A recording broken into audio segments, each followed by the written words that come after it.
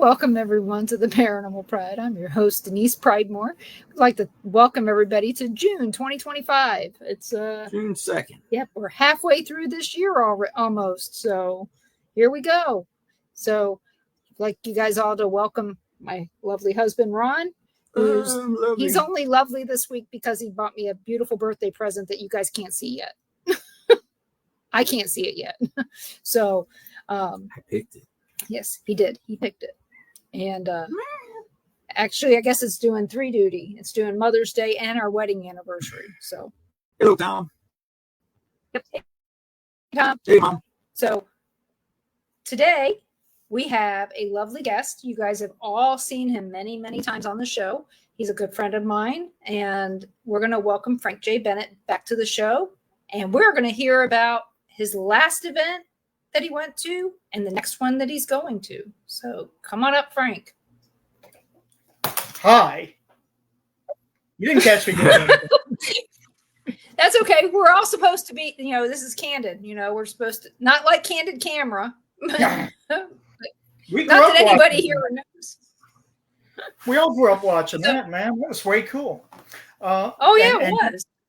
And Ron is very lovely today. There's a particular sheen to him today. I noticed you were announced as lovely too. So thank you, kind sir. This is what happens when you get diamonds for your birthday. Whoa. I tip my fake hair to you, sir.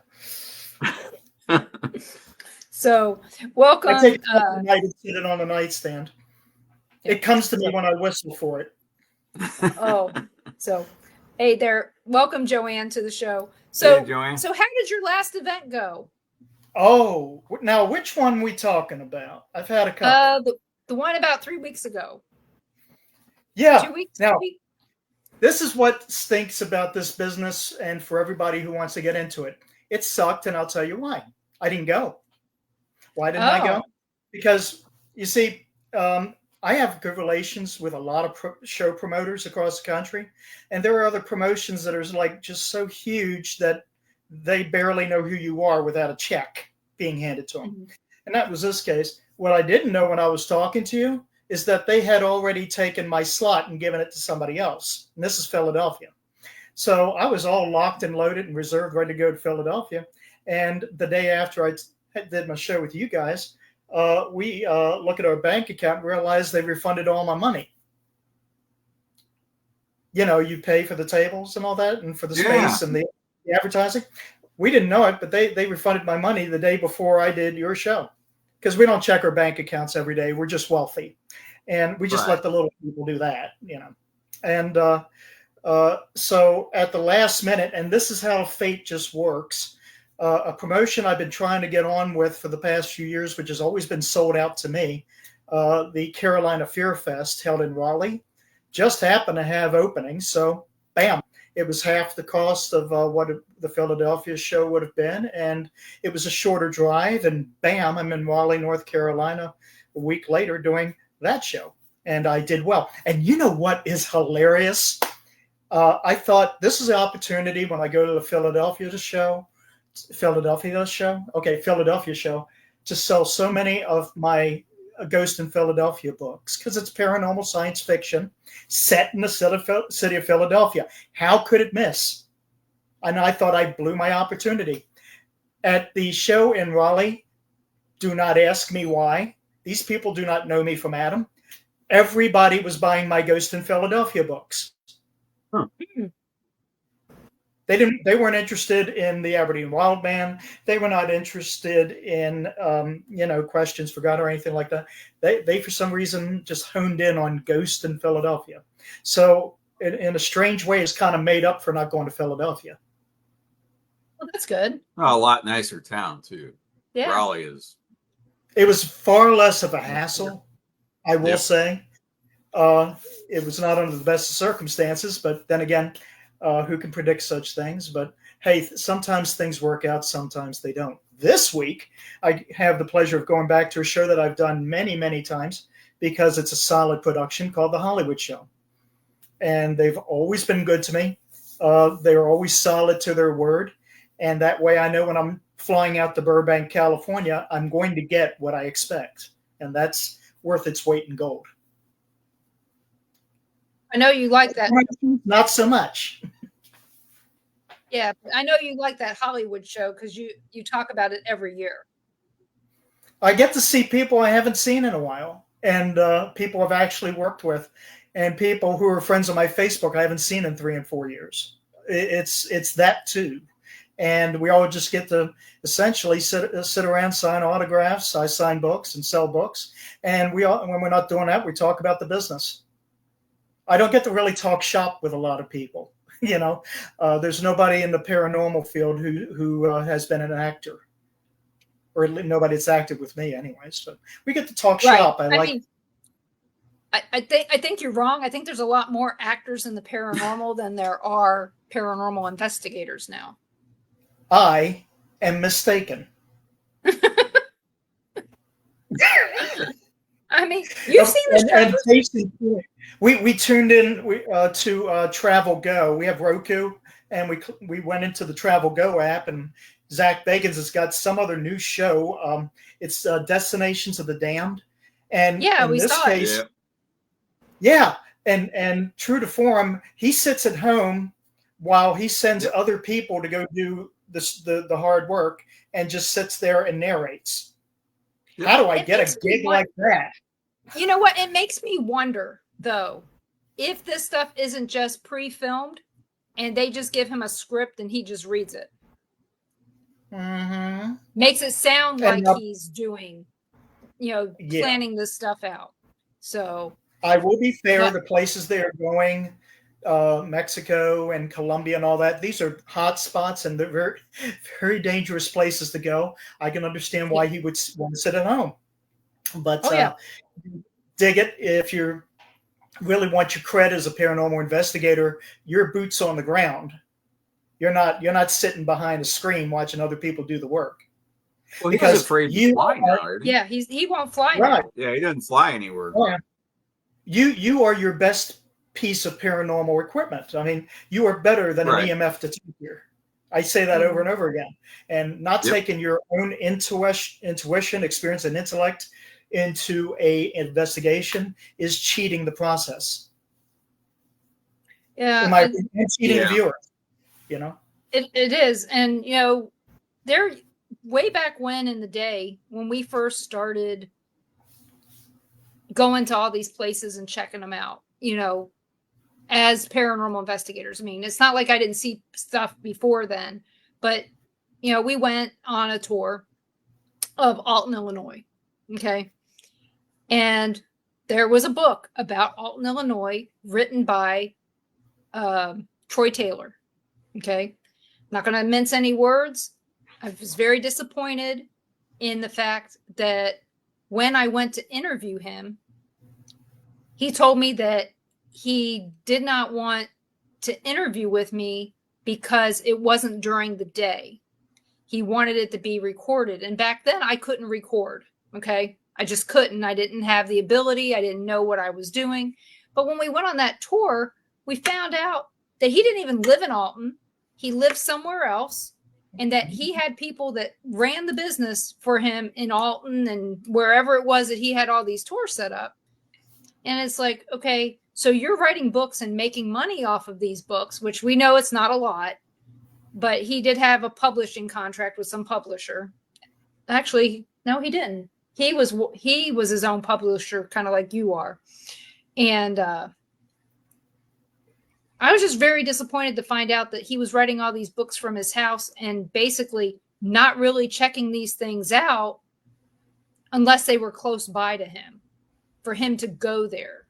And I mean, it disappointed me as a paranormal, enthusiast at the time, wanting to know more, but yet how am I going to learn more from somebody who's sitting at home in his underwear writing a book that I have no proof that he's ever been to any of these places that he's talking about?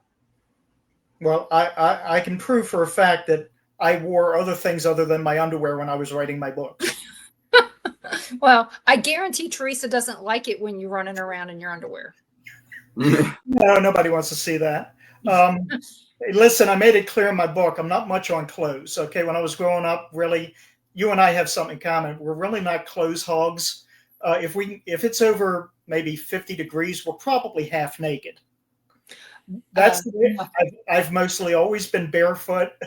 So hey, yeah, not to put too fine a point on it, but if I'm wearing a bunch of clothes, it means I'm a meeting people. Mm-hmm. I remember that story once. It's 90 degrees and I'm wrapped in a blanket, so. Yeah, I know. I remember Ron telling the story one time about meeting you, and you're running around the neighborhood in a bikini or something like that, and you're just kind of like you're just out there, which I love a free spirit, but you're just out there. Then, you have to also remember. Hey, let's be honest. I was 17. Yeah, I was getting ready to turn 18, but I was 17 and I was allowed to run around in a bikini. And I didn't even weigh 100 pounds. Oh, so, well, I could have gotten blown away. You're not like those girls I posted the meme about on Facebook who really, really desperately need a cheeseburger. I mean, that's different altogether. Everybody's. Oh Lord, that was hard to look at. Anyway, well, you have to remember back then it was Geno's or nothing. If I was eating out, I wanted Geno's. I'll shoot you. Oh Lord, yes. But Ron asked in the last show we did a month ago if I had been back to where I had encountered the Aberdeen Wildman in the Gunpowder Falls State Park, and I told you all back in 2017 I got my kayak and went out there and took a whole bunch of footage that I use in my live presentations. And when I'm talking about you're the best piece of ghost hunting equipment you've got, you know, what it felt like standing there in 2017, I can feel the difference between that and what it was like to stand there in February of 1980. I mean, it's just not there. A long time ago in a galaxy far, far away, I tried to make money selling burial plots for a local cemetery. And you spend a lot of time around the mortuary. And I was around a lot of dead bodies. And something you learn about being around a dead body, you just look at it, and after a few minutes, you just go, there's nothing here. There's nothing here. Yeah, just the body. Yeah. And you're not used to being around a human being, and you can't sense that. That sense of self, that sense of humanity. You can't sense it. And that's what I mean. I mean, you can pick up on these little intonations while you're ghost hunting. And you can kind of sort and separate what's right and what's wrong, and what's natural and unnatural. I think paranormal investigators rely too heavily on their equipment. Oh yeah, they do. They spend all their time. Not all of them. Okay, let's be honest. Looking at their equipment and not looking. Yeah. They could have something right in front of them. They wouldn't know. Yeah. And the thing is, it lights up. It's going to draw your attention when it lights up. You don't have to sit there and watch it the whole time. You know.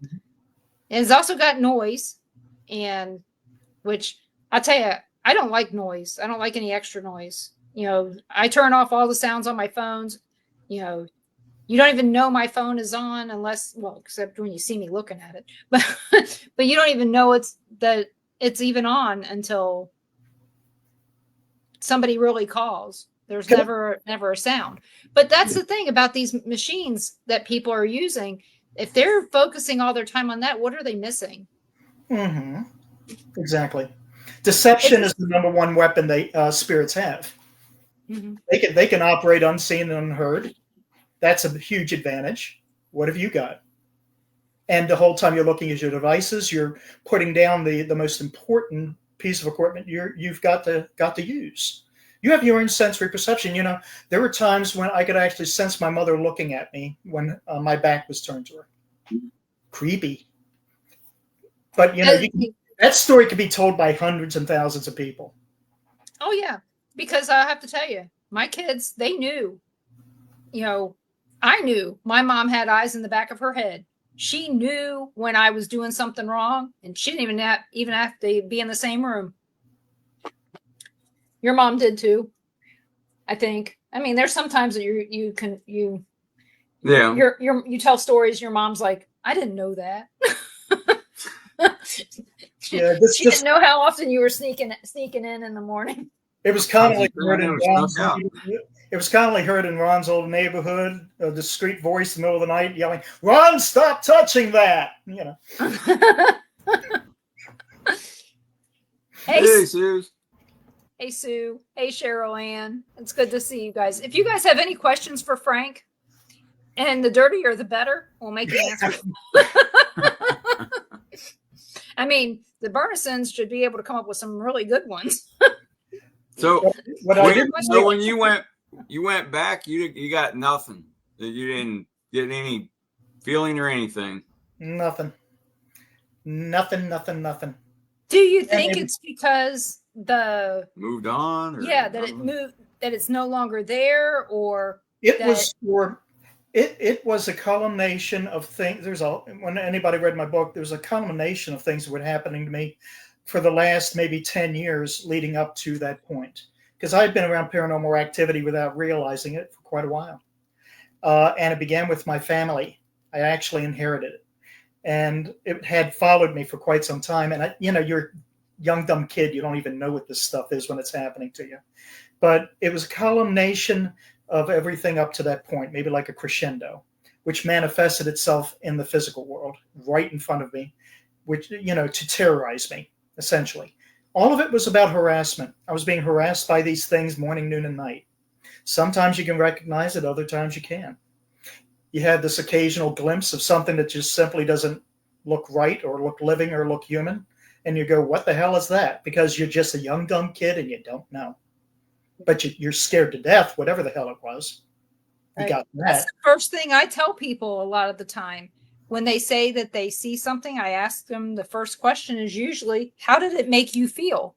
Did it make you feel scared, or did it make you feel calmed or soothed or, confused? How did it make you feel? Because a lot of times, Cheryl Ann says she's come across one perverted ghost in her entire time ghost hunting. And then she also says, let's talk about the naughty ghost, how naughty ghosts can be. But then that's just her being sarcastic like me and you. But, well, you got groped at Sally house. Oh, yeah, I got groped at the Sally house. I got cuddled at the Sally house. I got cuddled at Malvern Manor.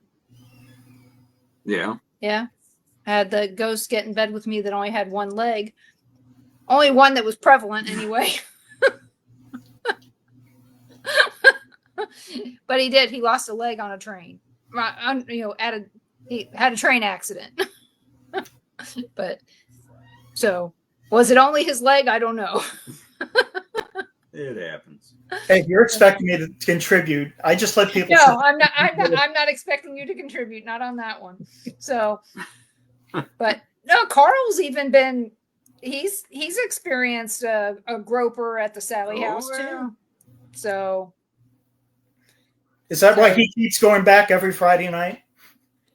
I'm kidding. Well, he hasn't been back since we left. Is that why he keeps going back every Friday night with a bottle of whiskey and a Marvin Gaye album? Is that?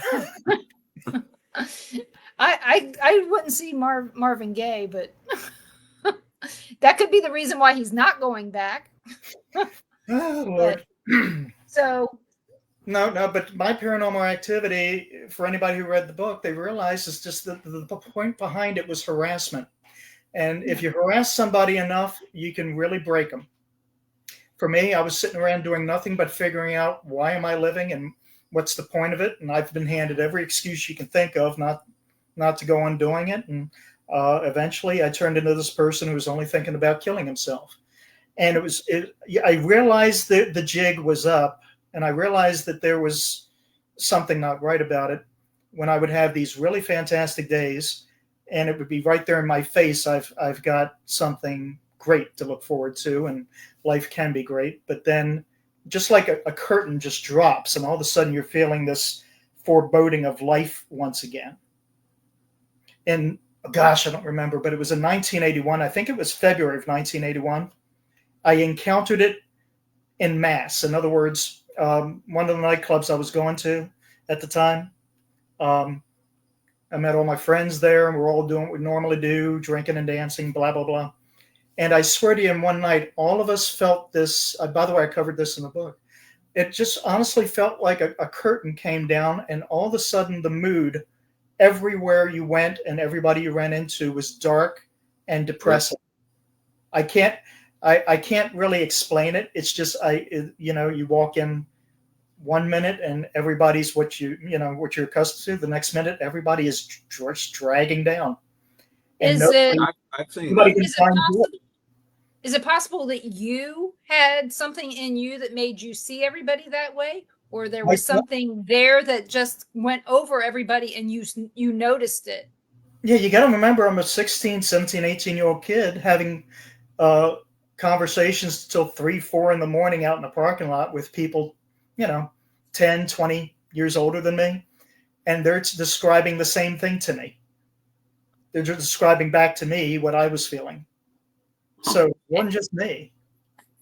Can you repeat the name of your book for Suze? She asked what the name of your book is. The Wild Man, A True Story. And Suze, just to give you a heads up, this is near the area that I grew up in, that he saw this, and because he grew up in the same area. Do you think that the reason that you didn't feel anything when you went back to that spot is because everything's changed in that area? Obviously it's changed, but why, how and why? And which is, by the way, the point of my next book, The How and Why. But it was for me. Whatever happened to me that day in the marshes was aimed directly at me. It wasn't something I happened up upon. It was targeted directly at me. Because like I said in the book, it was only 6 months before I saw a dark entity right in the shadow outside my house in the middle of the night, outside my bedroom window.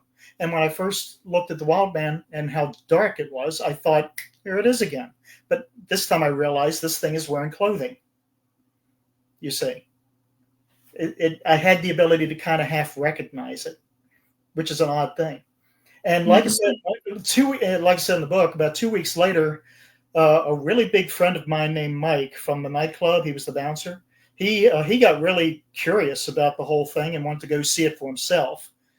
We both went down there. We kicked around and, didn't really see anything and didn't really feel much of anything either. I didn't really feel any. After we had gone back, you got to remember, it was freezing freaking cold. Everything was frozen. When we went back, everything had thawed. So it really wasn't quite the same. Must have been that year.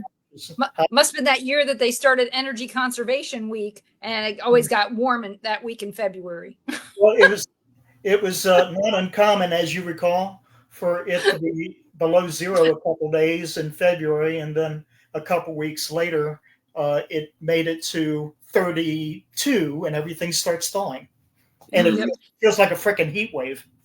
Oh yeah, I mean, for the people who don't know, the Chesapeake Bay would freeze completely over many times in my lifetime while I was living there. And that year it did too. So when you were walking through the marshes, it was frozen solid at that time. Right. And then you go by a couple weeks later, it's 32 degrees, everything's been thawing. And in that time, a whole bunch of wildlife has been treading back and forth over it. So you're kind of sloshing through the marshes, getting to it. And so, that'll wipe away about any evidence you had, if you had any at all. But, going through the woods especially, sense nothing. You think it was just going through that night, maybe following you? And the thing that you saw at your house before that, did you feel like it had any clothes on? Did you see any clothes that first time that you saw it? Just the dark outline? It's an outline of a human being, a male. For some reason, when I looked at it, I understood it was actually there for me. Don't ask me how I knew that. I just understood that. Nothing's verbal. And it's the shadow. It was a moonlit night. We had about a three-quarter moon or something. And the shadow of the house is over here. And it's standing in the shadow. It's standing in the blackness of a moonlit night. I could see it. So it's black standing within black. Believe me, we've seen stuff like that. Yep. Yeah. Oddly enough, it had depth to it. It was almost like it was in motion. It's kind of hard to describe. But anyway, when I saw the wild man, the first thing I locked in on it's a dark figure. Until I started looking, kind of like down a little bit, I realized it had on a shirt. But up until I started really honing in on getting a focus on it, it looked like the dark entity once again. Scared the tar out of me. You understand, I was just a young, dumb kid, didn't know my you-know-what from a you-know-what. And, well, it wasn't a difficult job to scare me. No. Yeah, and you're out in the middle of nowhere, too. Yeah. I mean, like you pick up your cell phone, call 911 for help. No. You couldn't even do tree knocks to get anybody to hear you out there. that time of night and that time of year. Nobody's out. Now, I don't expect you to know this, but when I did the research, the island I saw the wild man on is called Days Island. Mm-hmm. And that's in an area called Days Cove. Days Cove, back in colonial times, was actually a ferry route. There used to be a ferry that ran from that point of land across the open mouth of the falls to I forgot what point it goes to in Joppatown, but that's where people get off to bypass the toll roads and heading up to Philadelphia and all that, and Wilmington. And the storms had separated the land masses, so eventually it was just honed out to be an island eventually, separated from the mainland. A lot of islands out there, that's how they came to be. Right. It's from different storms and things like that, tearing it up and making it. I mean, because Hart Island used to be attached at one time. Right. Yeah. So, but I only know that because my grandparents told me. Because my grandfather lived there almost his whole life after coming from Germany.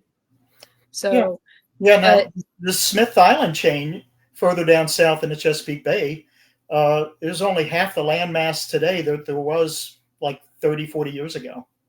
It's sinking into the bay. Well, I mean, it's sand. I mean, sand washes away eventually. Mm-hmm. And because I'm not going to say that it's global warming, because it's not. It's just, it is what it is. It's the cyclical cycle of everything that happens in our world every day. It's more than likely something similar happened a long time ago, causing something similar to happen again. So this is hard for everybody to grasp, and you'd have to see the area to understand it. But the Gunpowder Falls was a huge trading area. Yeah, Joppatown. At one time, all roads led to Joppa. That's an actual quote that comes. That's actually found in English documents in Great Britain, because they did a lot of trading with Joppa, which was located along the Gunpowder Falls, just a little upriver from where I saw the wild man. And believe it or not, 2 and 3 masted ships used to sail up there. It was that deep. It was that. It's hard to believe. That much of a draft. Yeah, I mean, I remember swimming out in that river when the park. When we would go to the park and stuff. But I also remember being on that river in my grandfather's boat, things like that back in the day. But I also know that in some places it's so shallow that people go trout fishing in there, fly fishing. Right. Well, it's an interesting ecosystem right there. That's from about 200-300 years of farming upriver. Mm-hmm. Because all the silt from farming and, colonializing upriver came downriver. You remember Franklinville. There used to be a whole bunch of, what's the word I want here? There were businesses up along the river, upriver along Franklinville, which is up the Gunpowder River. And all the development up there over the 200-300 years has silted the river. And that all just comes down to the Chesapeake Bay and, just clogs up the works. Mississippi is the same kind of thing. Mm-hmm. Just saying. Yeah. But down here in this part of Florida, we have the St. Johns, which runs from Jacksonville all the way down to just north of Orlando. And there are parts of the St. Johns that are 3 times wider than the Mississippi. I mean, it's huge. Yeah. I can't wait to see it someday. Oh, it's a hoot. Y'all got to come out. We will. We'll, Just got to get. I got to stop we'll- planning stuff. You know, Yeah. the minute I stop planning stuff, I'll have time to come. Keep planning things, and they keep getting rerouted. Just saying, it's just life. Maybe come around Halloween, because every other business here seems to think it's associated with hauntings.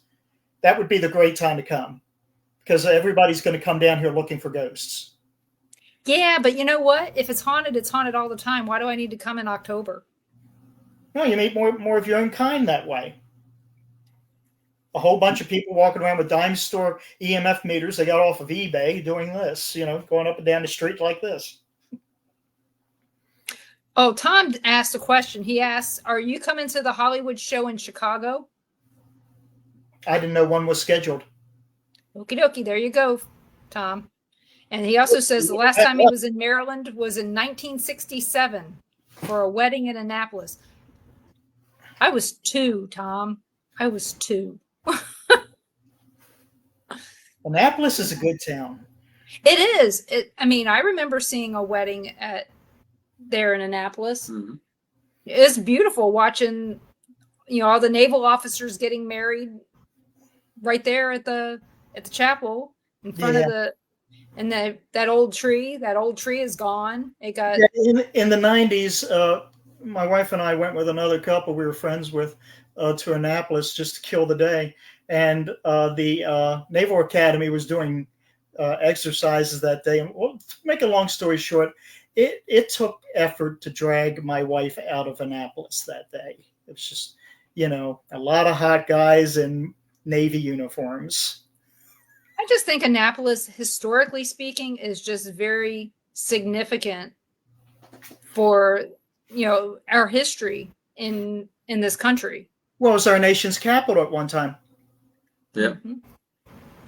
As a matter of fact, you go into the State House. I don't know if it's still there, but it was when I was there. You go into the State House, and they've got a full-size replica of George Washington standing in the State House on the floor of the Congress. It was cool to see. Like I said, I went with school.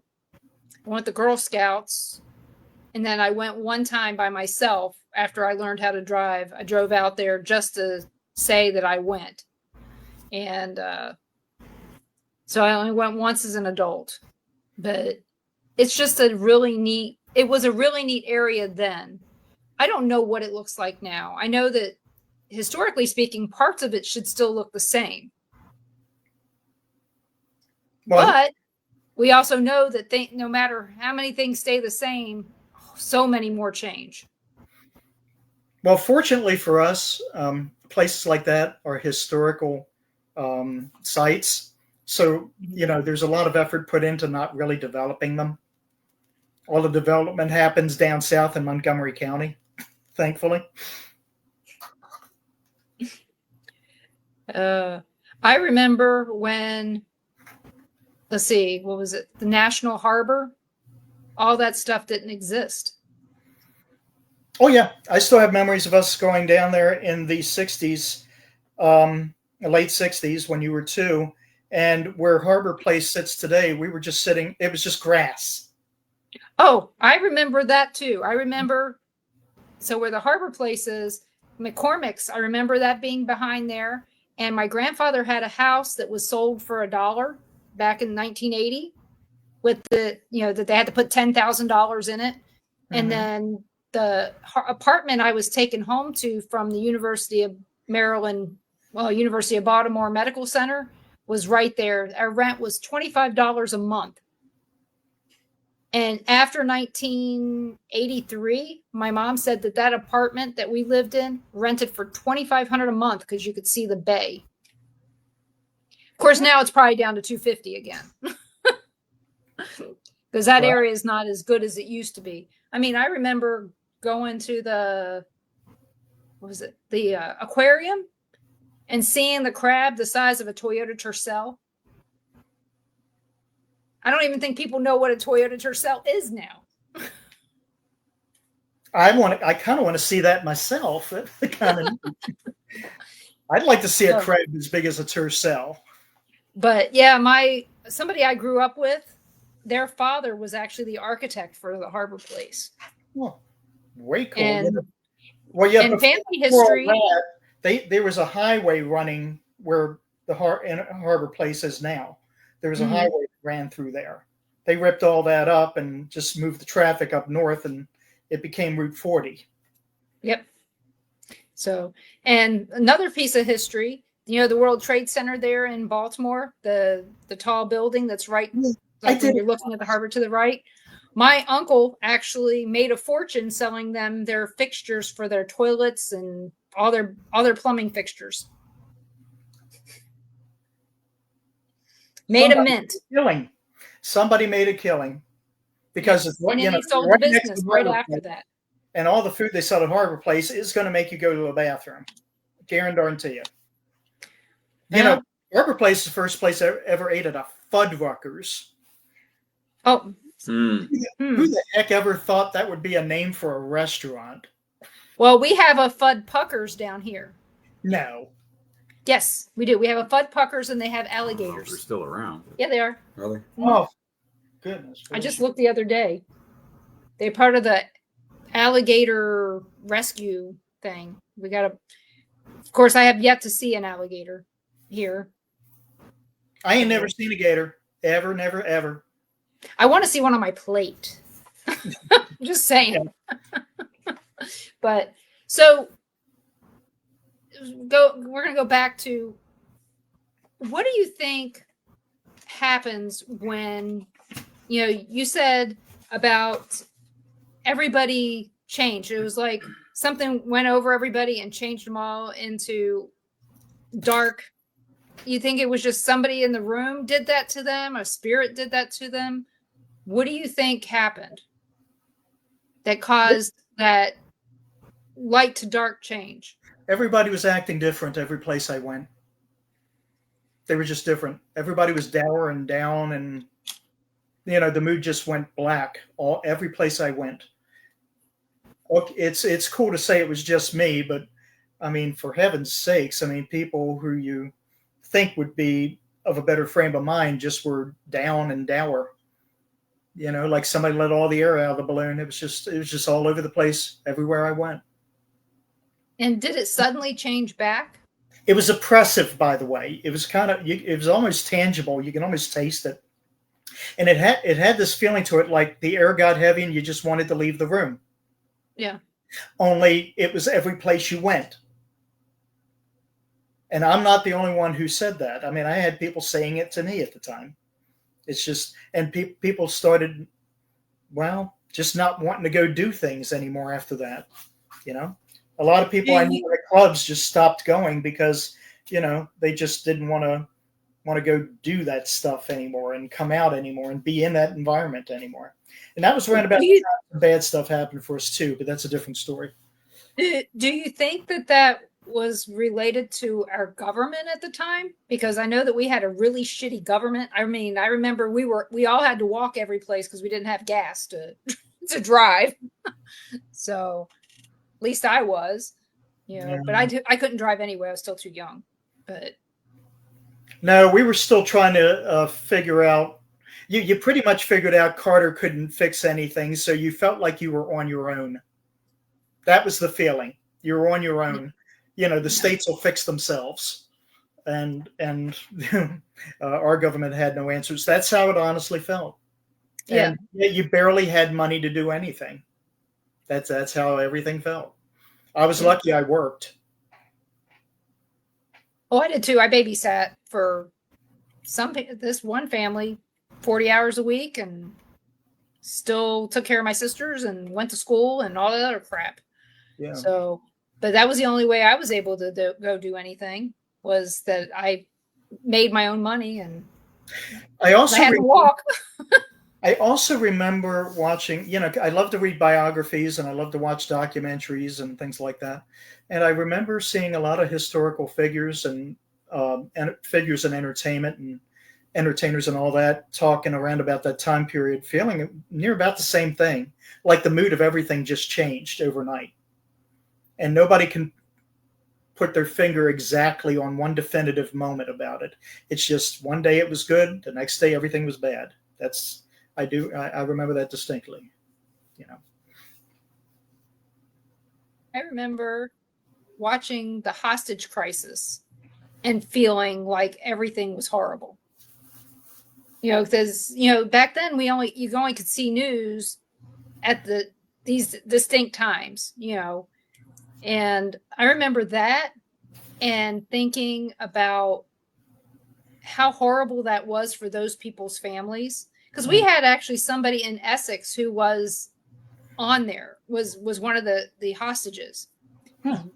They lived across the street from the Moose Hall in Essex, and their family had the decorations up from every holiday, and they said that they were going to keep decorating for each holiday until they come back so that they can celebrate the holidays with them when they come home. Mm-hmm. And so I guess because we were directly influenced by the fact that there was somebody in our area that was one of the hostages, maybe it's just kind of brought it home for you. Mm-hmm. It kind of brought it up front for you. Yeah. And I wasn't even there. I don't even think I was there when he got to come home. I think I was already in Blytheville, Arkansas by then. I don't know. When did Reagan become president? 80. Oh, January of 80. I was home. Never mind. Well, he was elected in 80, sworn in January of 81. Or February of 81, one of the two. Up till then, he had to suffer with Mr. Carter. Yep. And Rosalind was only so cute. Well, we drive by Jimmy Carter crap all the time when we go through Atlanta. So, well, at least he didn't hate our country. Yeah. He's just an idiot. I mean, didn't know how to run shit. But. Yeah. Oh, and Billy Beer was not Jimmy Carter. That was Jimmy Carter. Billy.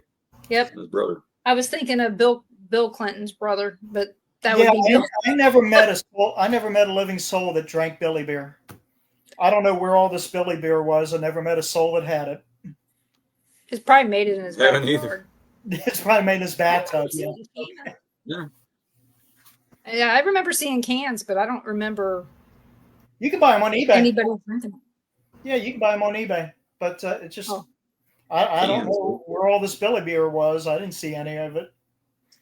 I personally didn't start drinking until I tried to turn 21. Tried.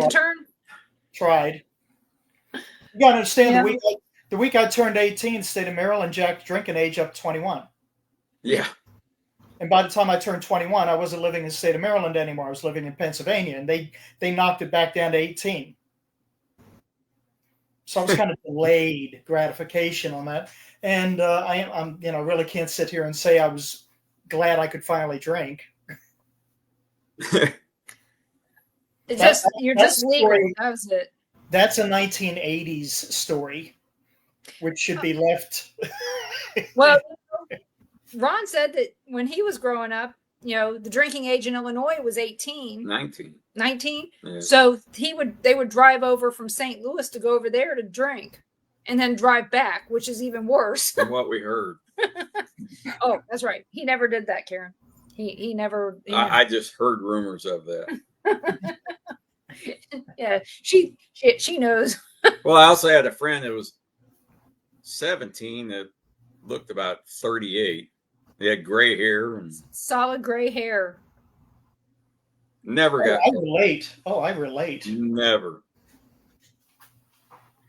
Oh, they had high-low beer. Yeah, they had high-low beer in a lot of places. So, see, your mom goes, I didn't know that. Yeah, I know. It's the stuff that they hid from you, Karen. I didn't buy it. Uh-huh. It's good to have high friends in low places.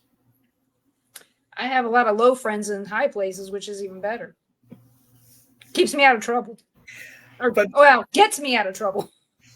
I had been trying to find a biblical equivalent to what I was just describing about the sudden drop in mood and all that stuff. Yeah.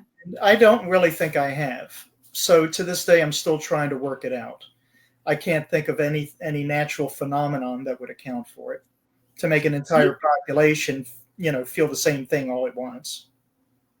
Like I said, the only thing I can come up with is possibly the economy, because it was really shitty. And even as a kid, I knew it. And that's the thing. I mean, I was 15, 16 years old, and I knew that this was not good. I also knew it wasn't right. But we've had gas shortages and 21% interest rate on a home. I wouldn't have known about interest rates at 15. I learned about it in school, but I didn't think about it. We didn't. I just heard about it. Yeah, we never even had we lived in government subsidized housing. We didn't have to worry about interest rates on houses. Yeah, but do you know that more than a million people became homeless in the last 4 years? No, I had no clue. There's an entire population of people out there who vote, who sleep in their cars. Right. And when I was living, oh gosh, a lot of times when I go out to California, I see it everywhere I go. The homeless problem out there is hard to describe to you. It's just become such a way of life. But there's just as many that's just sleep in their vehicles. And when we were living down here in Florida last time, when we had the last hurricane in 2019, 2019, people were, basically living in rental cars. And, you go into the parking lot of any motel and you see people in their cars on their phones trying to get extensions on their credit so they can stay in a rental car another 30 days. It was that bad. There's a whole population out there living in their cars. Well, because you can rent a car for $35 a day. Mm-hmm. Yeah. Exactly. That's just so sad. But we've been in a situation where we were at a conference. Everything was great. Everybody was getting along. It was really nice. Yep. And this band of people walked in. They were actually a band, and dark metal band. Air went out of the room. Yep. And we just kind of looked and said, "It's time to go." We left, and we were fine after that.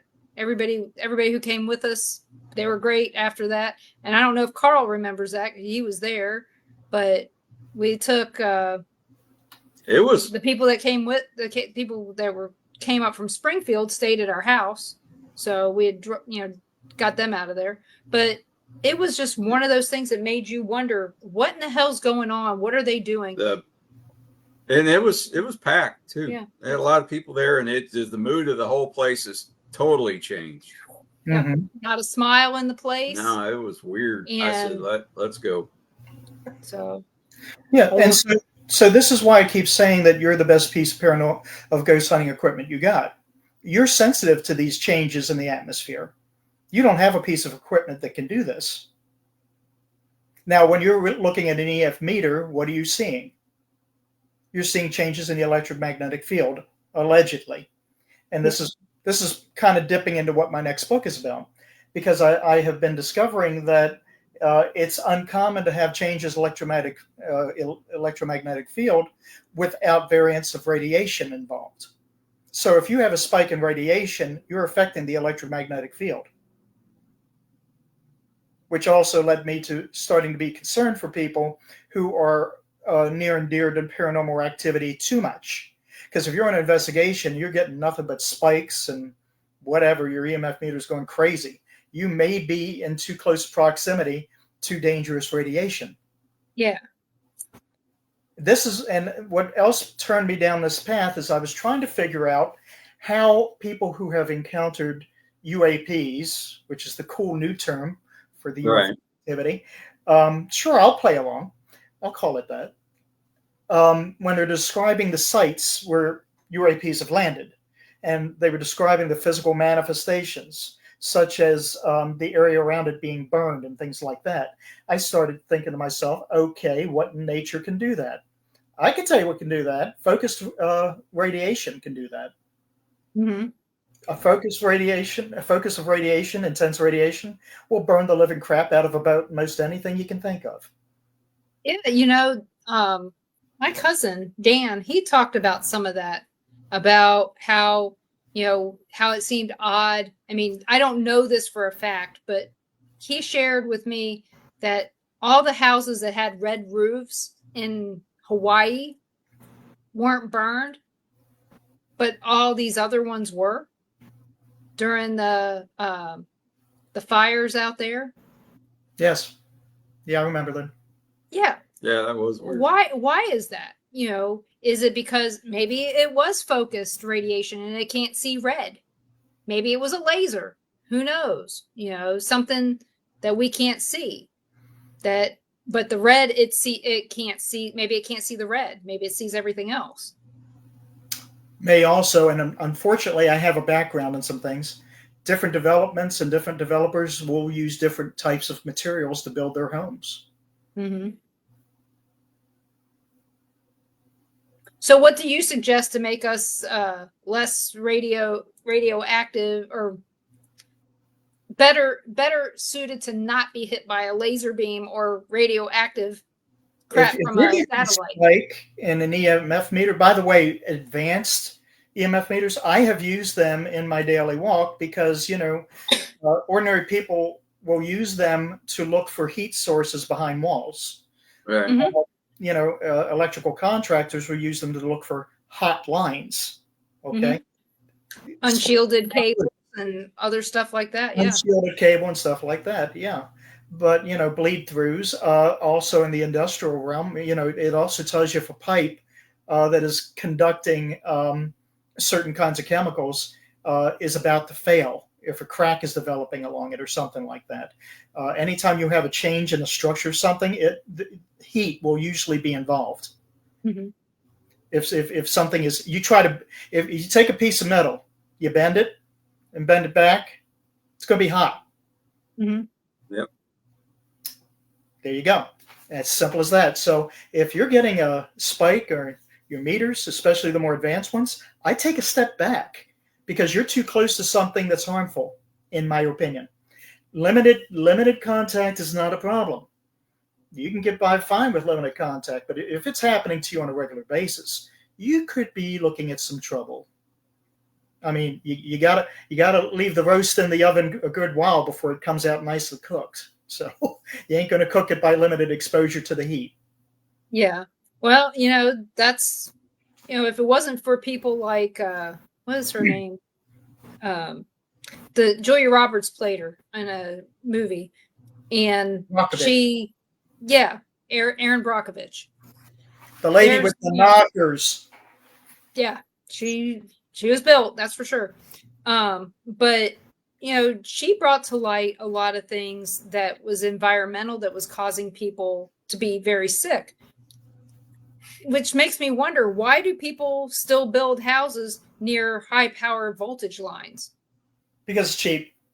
Yeah. Yeah. There's the builder that built our house has a subdivision down the road that is right near high power lines. And a friend took me down there, so she wanted to show me. She goes, "Here's your house in this neighborhood." And I said, "That wouldn't be my house in this neighborhood because I wouldn't live in this neighborhood." No. Because we were sitting there, and as she was talking to me, I could hear the power. Oh, yeah. In the lines. Yeah, you can hear buzzing. Oh, that ain't good. No. Because that means something's wrong. Something's really wrong if you're hearing the buzzing. And I mean, I know a lot of power going through. Yeah, there's a lot. Mm-hmm. I mean, if you've ever seen, that's the first thing I noticed when we drove by it. Yeah, I know, me too. Like, wow. Yeah. Luckily, that wasn't a subdivision to look at when we were buying houses. No. But it's strange. You're in all these neighborhoods with buried power lines, and here's these high powered lines going across, above the houses. It's like, they probably got buried lines. And they do. It doesn't make sense. So I don't know. I know that that's the reason why schools and stuff get that property, is because it's so cheap. They usually can't sell it for anything. So they donate it to, whoever to utilize for churches, schools, cemeteries, things like that. Well, I guess they're not really using it for cemeteries. Maybe they're afraid that the people will come back to life and haunt them.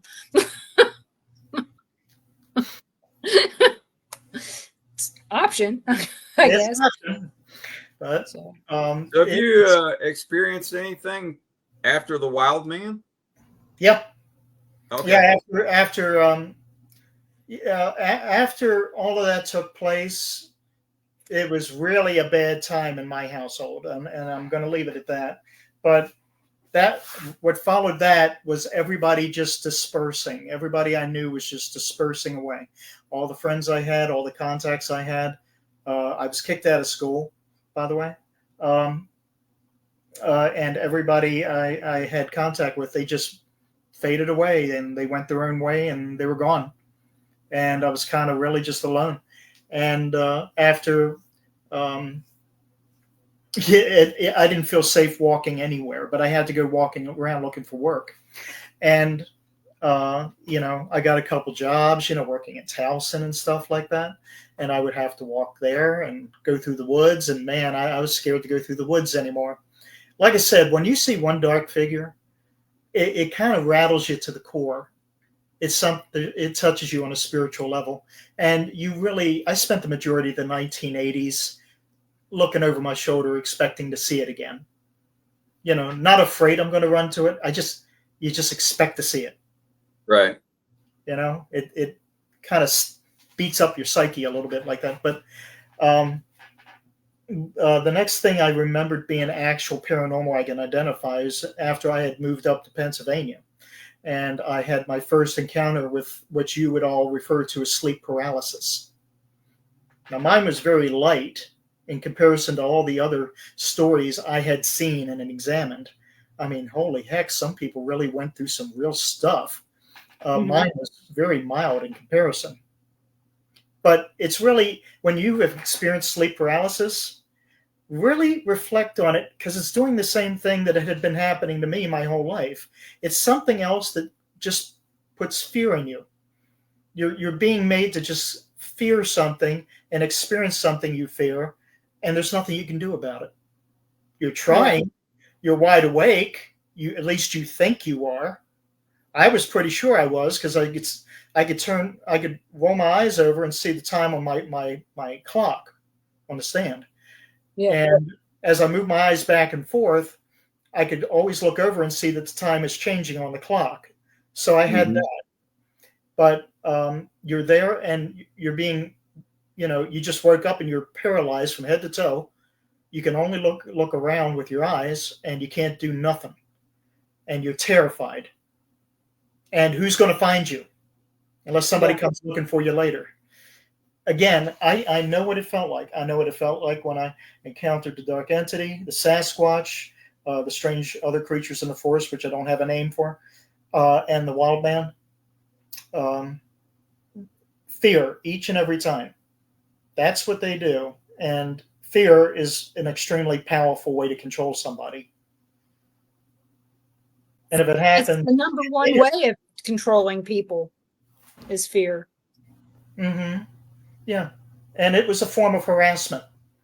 And like I said in the book, a lot of these things, when I got away from my family once and for all, because I really moved up to Pennsylvania because I had no place to go. I had lost my last job in Baltimore, and I couldn't find work anyplace else. And if my folks found a farm up in Pennsylvania, and so, it was either move up and live with them for a while and look for work up there, or stay and knock around here in Baltimore homeless and look for work. So I chose the home. And you got to work on a farm, but that's okay. I've done that before too. It wasn't until I finally decided to just get away from my family that things started kind of calming down. The oppressiveness went away, and the dreams did not completely go away, but they weren't as bad. And the incidences of paranormal activity had more or less stopped. I say more or less, but they have more or less stopped. Nothing really stopped completely until the mid-90s when I got saved. When I got saved, everything came to a screeching halt. And when I got saved, it was very emotional for me because I did not realize until that time that I did not feel normal. Shh. That's the alarm on my phone. Yeah. That's my alarm to take my medication, because if I don't take it, I'll just ramble on like an idiot. Good thing I amped up on my medication earlier. I'd be running my mouth too much. But anyways, but I had not realized until then that I felt so clean. I felt so free, and I realized I did not feel like the last time I felt like this. I was a little kid. I did not realize that since I was, I don't know the age, but maybe 8, 9, whatever, oppressively, it just started weighing on me and pushing me down and pulling me down and changing me and putting fear in me and all that. I did not feel like that for so many years. And it's odd. You get used to it. It's odd what you get used to.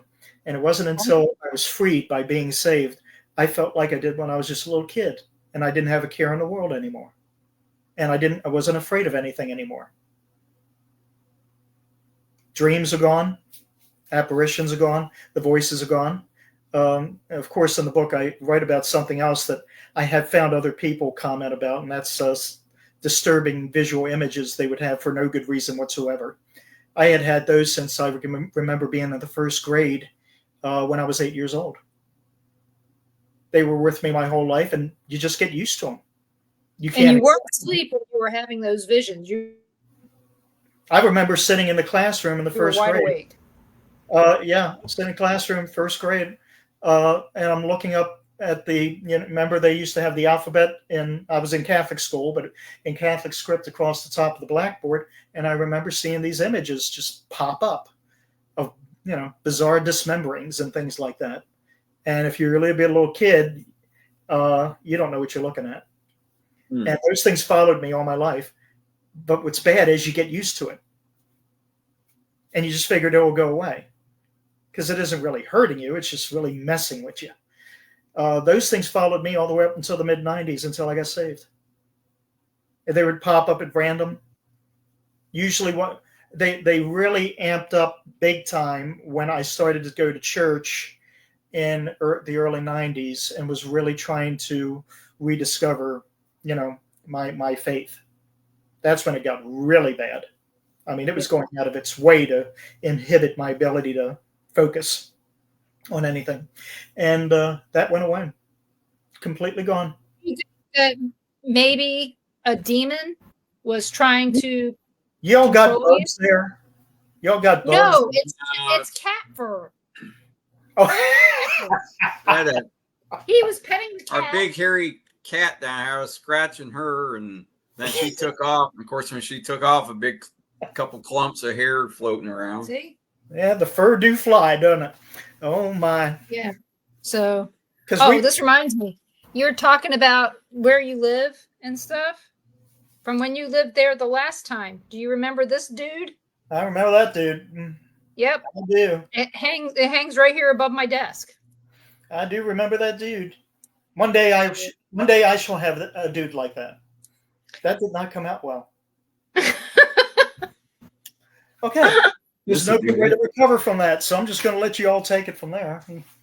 So, well, we're not going to do a very long show tonight because I've been suffering from a headache all day, and I did not want to tell you. Been helping, hasn't it?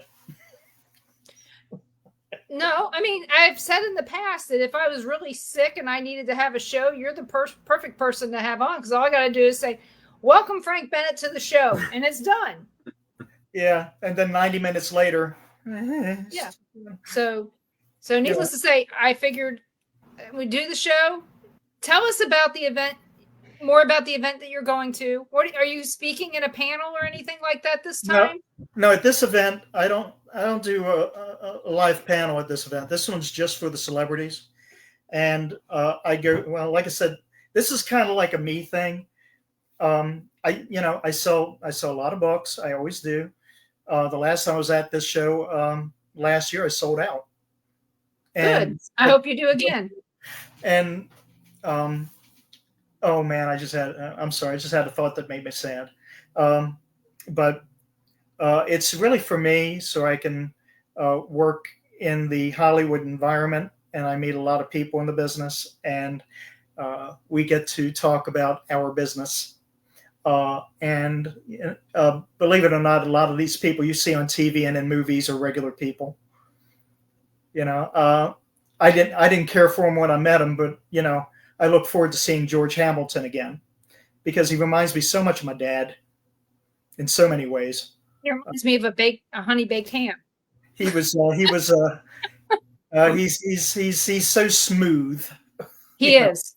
But at one show we were doing, I can't get along with air conditioning in some places. If the air conditioning is a certain way, I can't breathe very well. I have to go stand outside and get regular air. And at one event we were all doing down in Timonium, Maryland, George Hamilton was on the bill, and I went outside to get some regular humidity in back of my lungs. And lo and behold, there he was out there doing the same thing. And, he ain't a youngin'. No. I think the last thing I saw him on was a commercial, and he was just laying in a lawn chair. I think it was in Vegas, but I'm not sure. Yeah, sounds right. Yeah, but I thought he was a pretty good actor. He always was very sarcastic and always had a smile on his face. So yeah, he has I didn't like him when I met him, but some people grow on you. He's a big flirt. Yeah, there's a lot of people say the same thing about me, by the way. Yes, we know that. I know that. We know that, and some you just got to get to know some people. Some people are not easy getting to know out of the gate. Oh yeah. I had to show Ron George Hamilton, so that he knew who he was.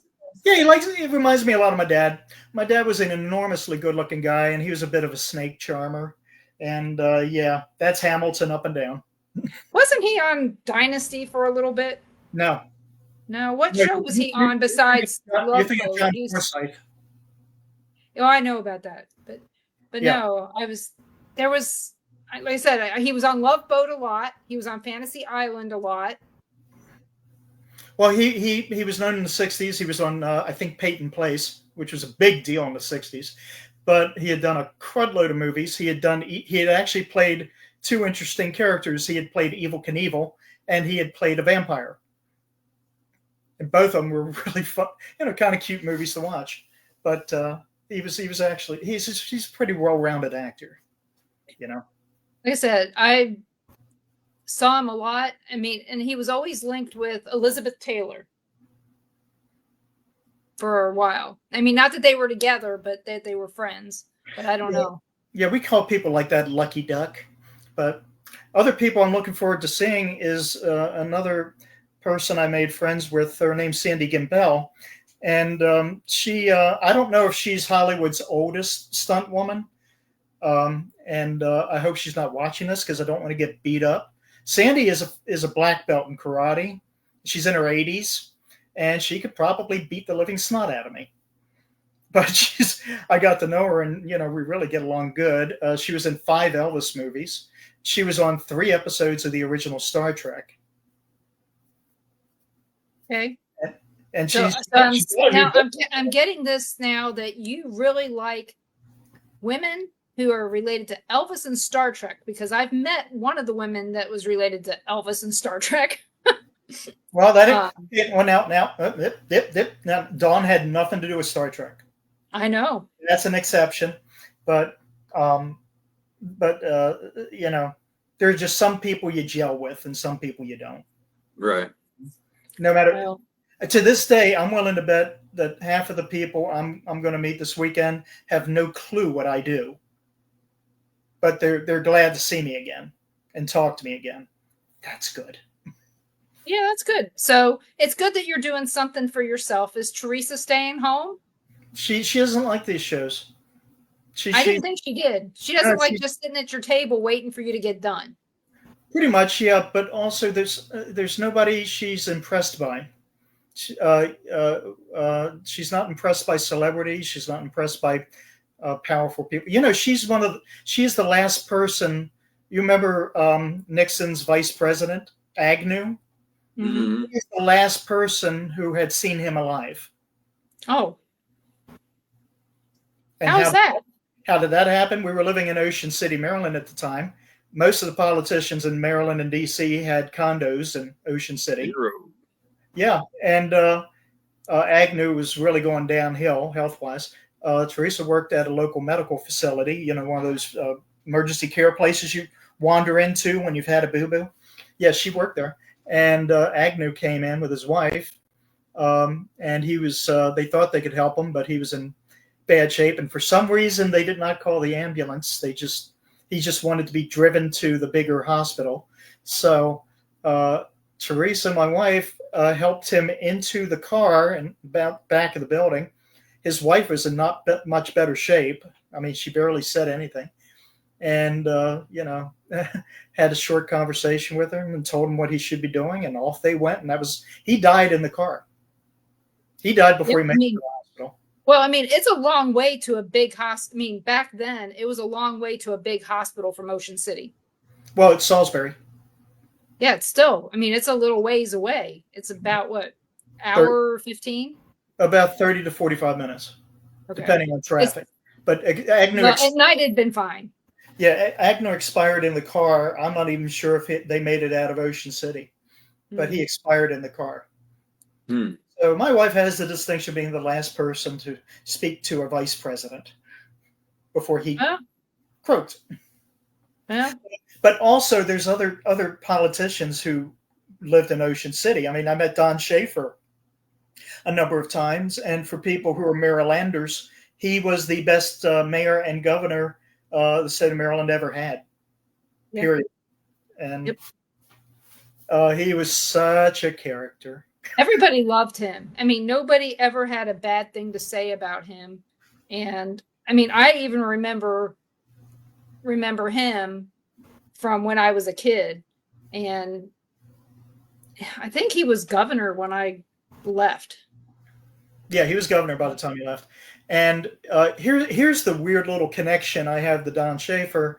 You know, I ran into him a number of times in Ocean City. He was just one of these guys that you'll run into him every place. He doesn't care.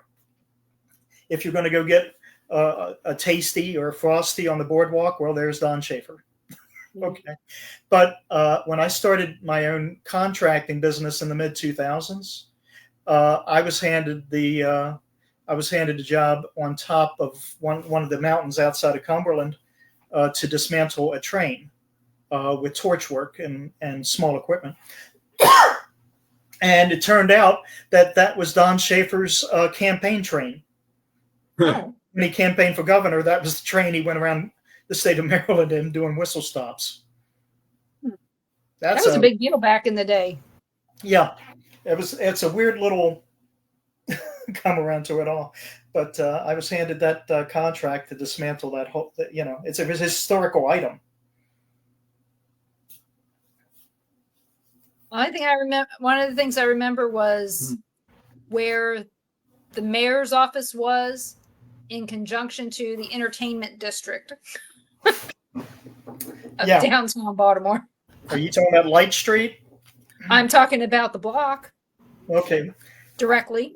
Now the exact geographical location of the block kind of moves a little bit from time to time. Yeah, but back then it was about a block from the police station. Yeah. Never in my life did I think I would pay $7 for a small glass of Coke, but I did. And back then, girls are friendly. Yeah, but you know, you think about it, $7 for a glass of Coke back then would be equal to about $40 now. Oh, I have no doubt. I have no doubt. I'm sure inflation's hit hard there. Yeah. So, like I said, I kind of remember the area, but not only because my mom would tell us to cover our eyes when we had to drive through there. She goes, I don't want my girls to see stuff like this. Yeah. And I said, well, Mom, your eyes are open. You have to drive. And she goes, right, I have to drive. I said, then you could have chose to not drive through here.